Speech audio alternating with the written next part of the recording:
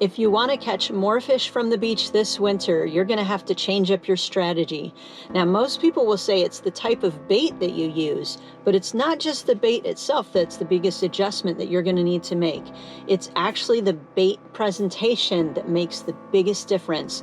And we're going to talk about this and a whole lot more in this video, so keep watching. As a beach fishing guide, I know that these tips and tactics work. So I've compiled years of beach fishing knowledge, pictures, and video footage from past Januaries and packed them into this video to help you know how to catch more fish from the beach in January. Not only will I show you what fish to target this month, but I'm also going to talk to you about what bait and rigs to use. We'll talk about that adjustment to the bait presentation and also some other tips and strategies to help you catch more fish from the beach this month. Now, this information can be used for any beach based on the water temperature. And keep watching to the end of the video because I'm going to give you some pro tips like how to find sand fleas in the winter time when you're not seeing the colonies, and I'm going to show you my favorite app to use for planning out my beach fishing trips. I'm going to take you into the app and show you all the features that I use all the time. And if you're new to my channel, I'm releasing a video like this every month of the year to help you catch more fish from the beach every month. So you're going to want to make sure that you're subscribed, hit that notification bell so you'll know every time I release a new video.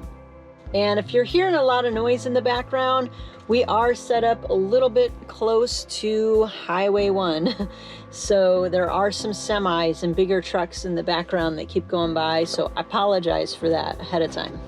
I know a lot of anglers who will abandon the beach during the cold winter months and go and fish inshore. But for those of you who want to tough it out and stay on the beach and fish, there's still a lot of fish to be caught and they're getting bigger. So let's get right into these January beach fishing tips. Let's talk about what fish to target in January.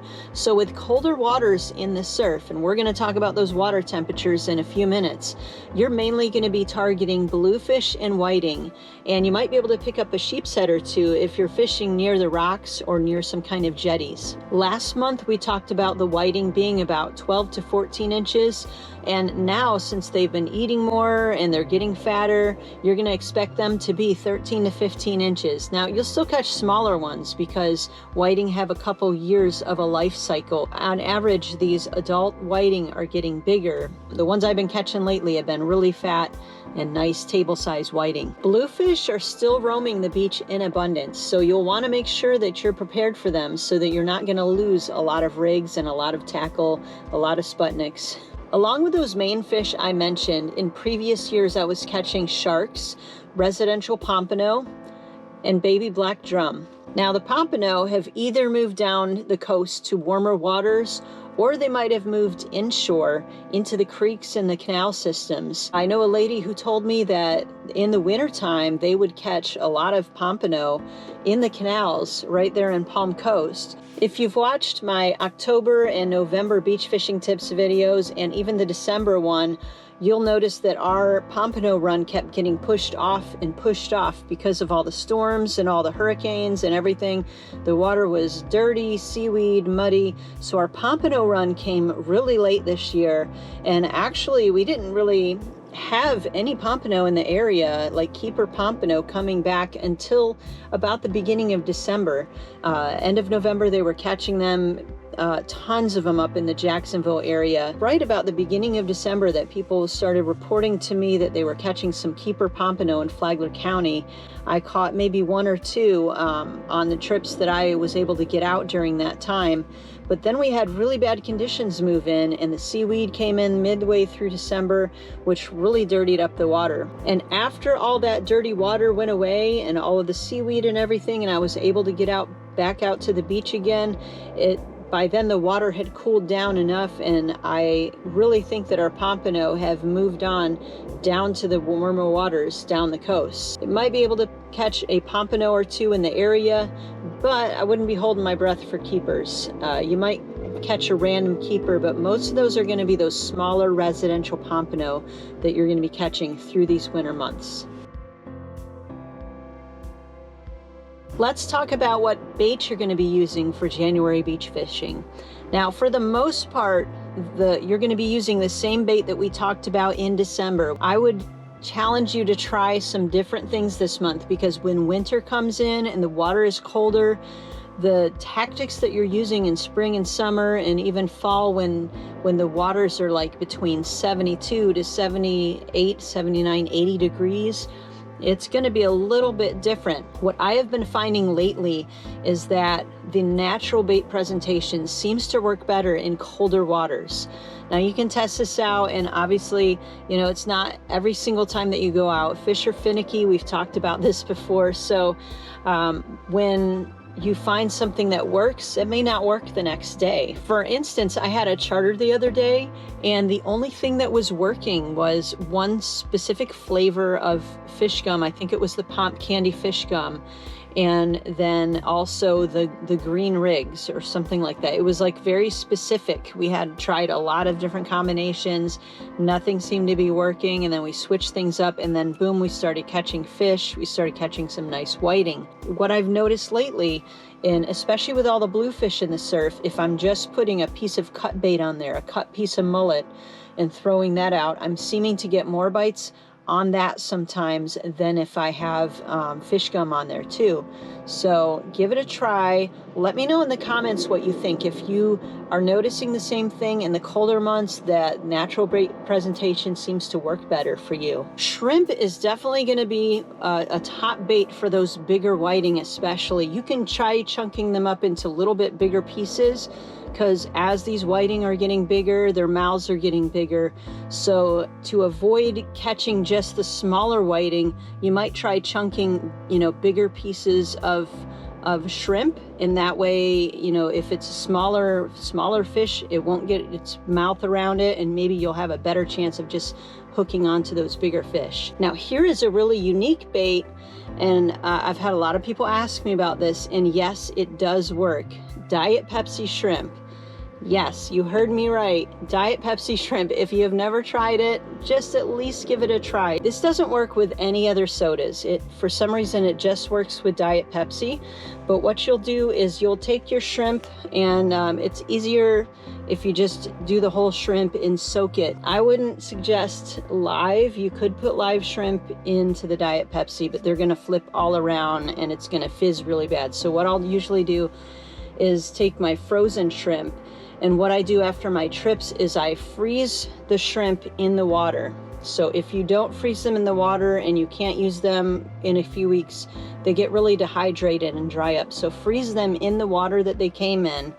Not all of the water, but just some of it, enough to where it covers all the shrimp.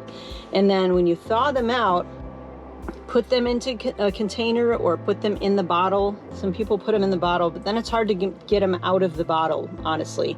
You'll have to cut the bottle open. So I just usually put them in a container, pour the Diet Pepsi on them, let them soak for a few hours before you go out, or overnight. If you're gonna go in the morning, put the Diet Pepsi on the shrimp overnight. The whiting really, really like it. So I would say don't knock it until you try it, and give it a few times, because if you take it out on a day where nobody's catching any fish and you go, oh, I didn't catch any fish with this, well, nobody was catching any fish that day. So take it out on a day, you know, try it on some days when people are catching fish, and see how your chances go up. And obviously you still need to do all your homework, do all your research, make sure you're setting up next to a run out, not in the middle of one. But, you know, read the beach, know how to read the beach, and then give it a try. And I want, if you've used Diet Pepsi shrimp before to fish with, leave that in the comments. Let us know if that's worked for you or not, or if maybe you've found another tip or tactic that you'd want to share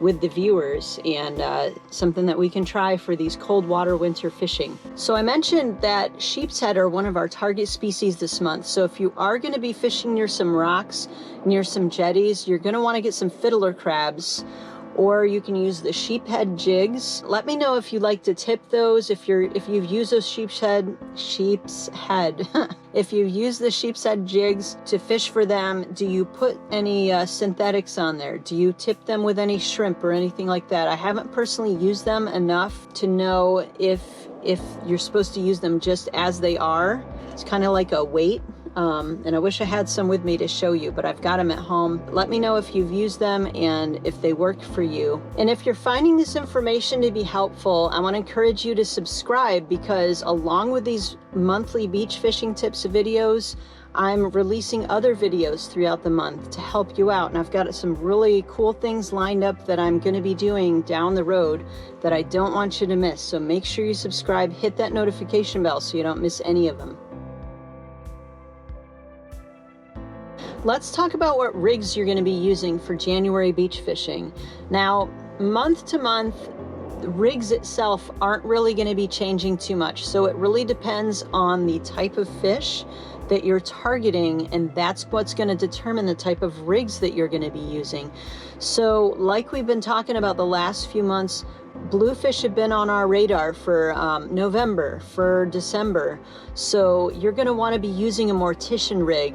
And I put out a video showing you step by step how to make the mortician rig. What a mortician rig is, it's got a stronger main line, and then the drops are made with lower pound lines, so that if a bluefish, maybe a really toothy one, comes along and bites off the hook, you're not going to lose your whole rig. Another type of rig you're going to want is like a regular double drop rig, like a pompano rig, or like our float rigs that I make.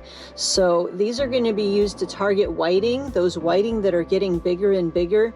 It's the same type of rig that you're going to be using for those fish. So, I mean, if you put mullet on that rig, it's probably going to get bit off by a bluefish. So you're going to want to probably use shrimp, or you're going to want to use some sand fleas. Now, the bluefish might bite on those, but there's a better chance that if you have cut bait out, they're going to go for the cut bait first, and they're going to leave your double drop with your shrimp and sand fleas alone, and hopefully just the whiting will be going after that.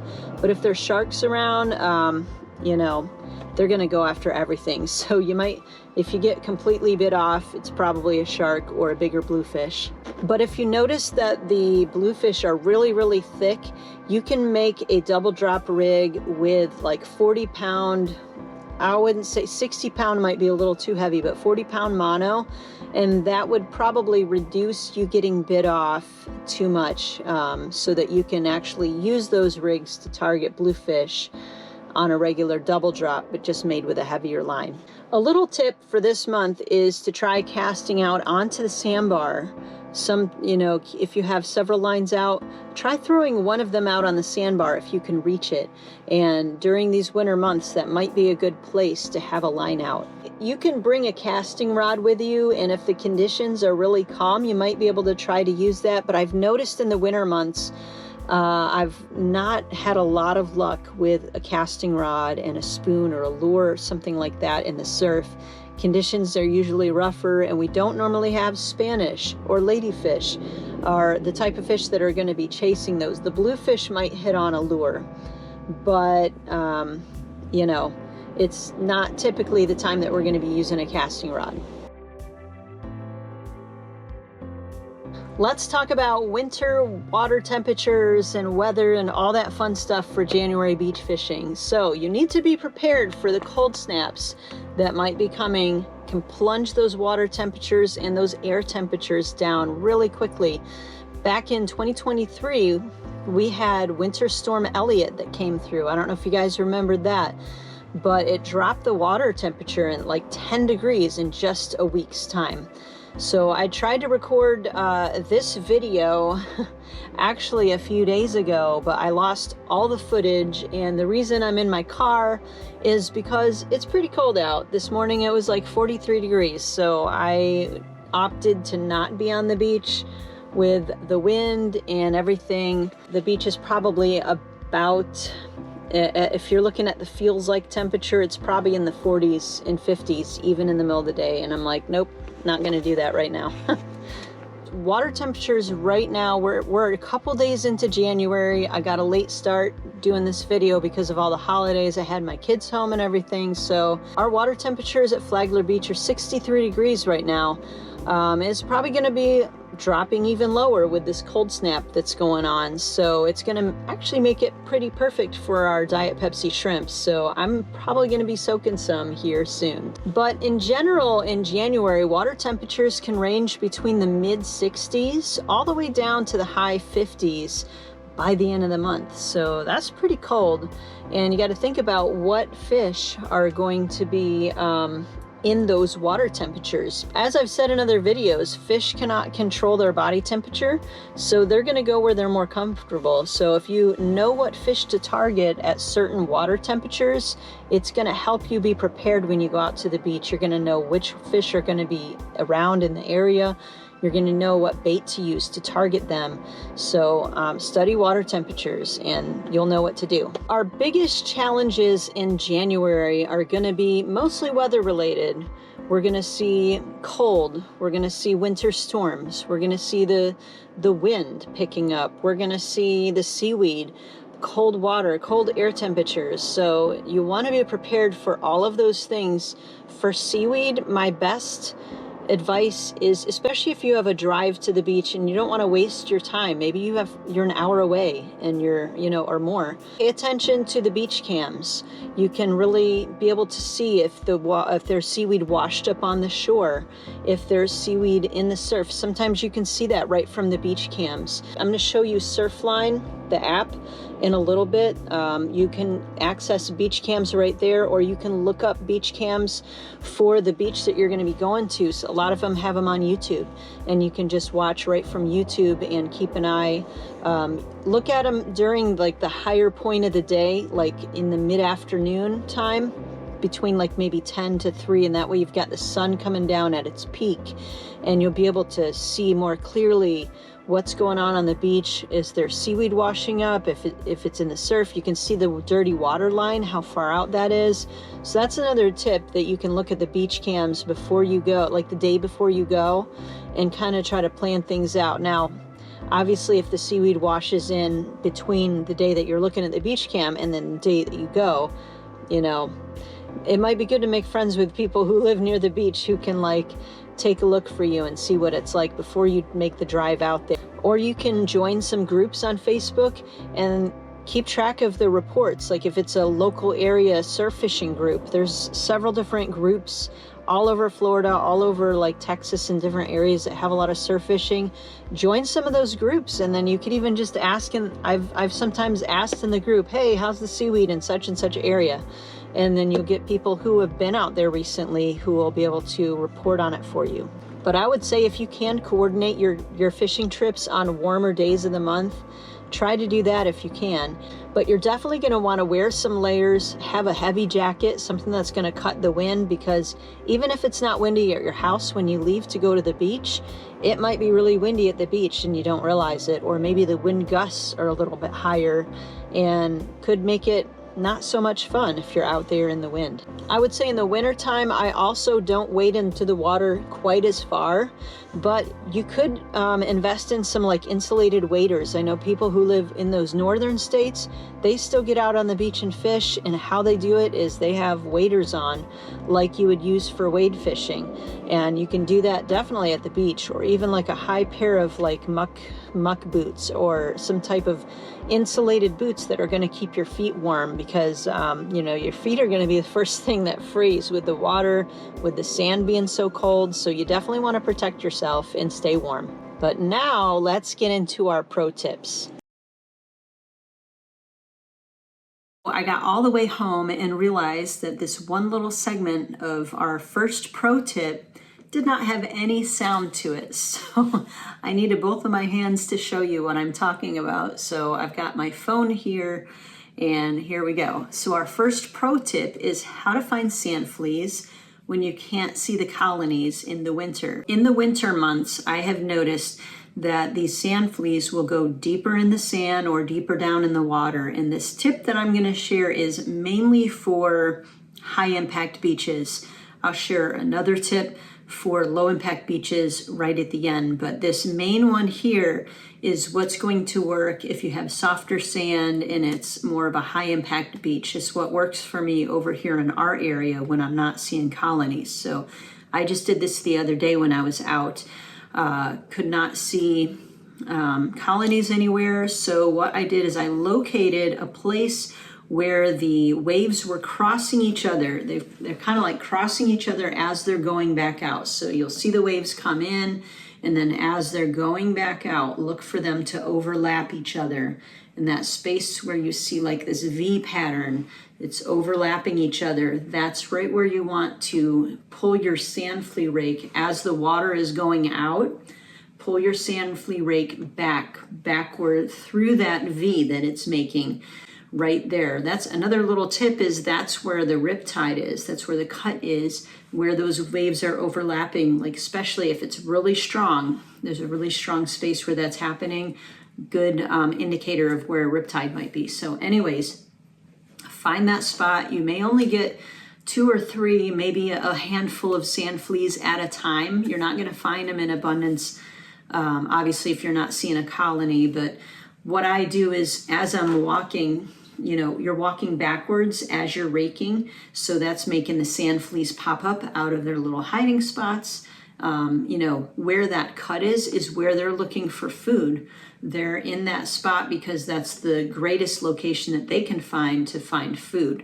So that's normally where they're going to be. So I hope that tip helps. Now, if you're on a low impact beach, and this was working for me a couple times when I was at Flagler Beach after they put the new sand down, I was looking for places where maybe there was like little divots or little disturbances. You may not look like antennas coming up, but I was able to dig down. And if you dig down, usually with your hands, then you're going to find them maybe 4 to 6 inches deep.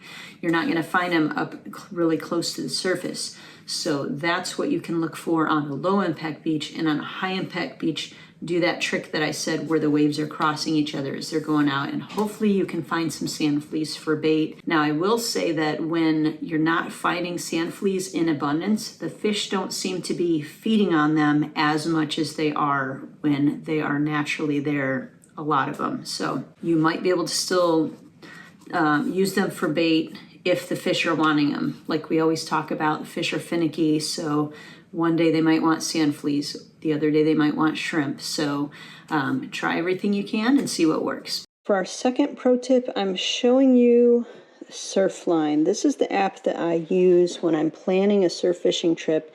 It's going to show you the most accurate information for the beach because this app is made for surfers. So I'm just going to show you quickly some of the features. So right here we've got the home button. That's what we're on now. It shows me all my favorites, and you can edit your favorites here. You can add beaches. You can move them around, whatever order you want. I've got several that I keep my eye on all the time. So I'm going to just push done here. But you can add, it seems, as many as you want, even with the free version. I'm on the free version of Surfline. It shows you if they have a beach cam here. Now, some of these beach cams are not accessible unless you have the paid version. So, and this Matanzas has like a green thing. I don't know what that is. Maybe we're not able to watch that. I don't know. Oh, observed by SmartCam 9 minutes ago. So let's see. It's going to make you watch an ad. Here we go, Matanzas Inlet. Here is our beach cam. And if you twist your phone, it'll go full screen, and you can see the full screen beach cam. Gives you about 15 seconds, and then it will go to another ad, which is lovely. But while we're here in Matanzas Inlet, let's just take a look here. So it's going to show you knee-high, knee to thigh waves, 1 to 2 foot. Port, now I believe that port is for surfing, not necessarily for fishing. And it is 10 knots, cross shore, showing you that it's a cross shore wind because it's coming from the north. And it's a falling tide here. It's showing you we're pretty close to low tide. So if we just skip right down to the tides, you can see here was high tide at 9:31 in the morning, 5.4 foot, which is pretty high. And then low tide, we're pretty close to it, 3:44 at 0 feet. So also down here, while we're here, you can see first light is at 6:55, sunrise at 7:21. Now I notice whatever that first light is it's starting to get light sooner than that. Or it's really, really helpful to know how much time you have to pack up before it's in the dark, and also what time you can get out there in the morning without being in the dark. So now that's the live view. Look at all that information it gives you just with the live view. It shows you the winds, the tides, and everything. Now you can go to forecast, and with the free version you can see up to 5 days. So we got today, gives you an overview here all the way through the day. 12, every 3 hours it's showing you what's going on, how high the waves are, what direction the wind is coming from, and the swells, the wind speed and the gusts. So we got, let's say at noon, we had 8 mile an hour wind, or 8 knots of wind with 8 knot gusts. Tomorrow, so tomorrow just shows you a quick little overview, or you can click into it and it will expand it. So it does that for 5 days. And then if you want to see past 5 days, up to 16 days, they'll give you a free trial. I don't know how long that is, if it's 7 days or a week or what. But another thing I want to show you here, we'll go back to today's, let's see what time it is, 3:30. So we're looking at this 3 o'clock time. You can scroll over, and this is the primary swell and the secondary swell, for those of you who know what that means. I'm not really sure about all of that exactly. I mean, it tells you how high these are and stuff. But the weather, it kind of gives you a brief little, here's the temperature at 3 o'clock, 57 degrees. Here's what I watch a lot too, is the pressure. This is the air pressure, the barometer. So for instance, in the morning we had 1024 going up to 1026. It was rising, then it fell a little bit to 3, and then it's coming back up a little bit. So you can watch this pressure, watch the barometer right here from Surfline. And I tend to notice that rising barometer fish usually bite a little bit better as it's rising. And then you got some things that are pretty much just for the premium version. You've got analysis, the charts, and the guide. I don't really get into those too much. I mostly use this live view and the forecast. And you can pick that for like whatever beach. Let's go to Flagler Beach Pier. Obviously, you got your little ad that has to play, but it tells you right here, water temperature, 63 degrees. But we've got all kind of information from this free little app called Surfline. It's my favorite one to use. Let me know in the comments, do you use Surfline? Is there another app that you like to use for beach fishing and when you're planning your trips? Always open to using something new and finding more information, but this has worked great for me, the Surfline app, so hope that helps.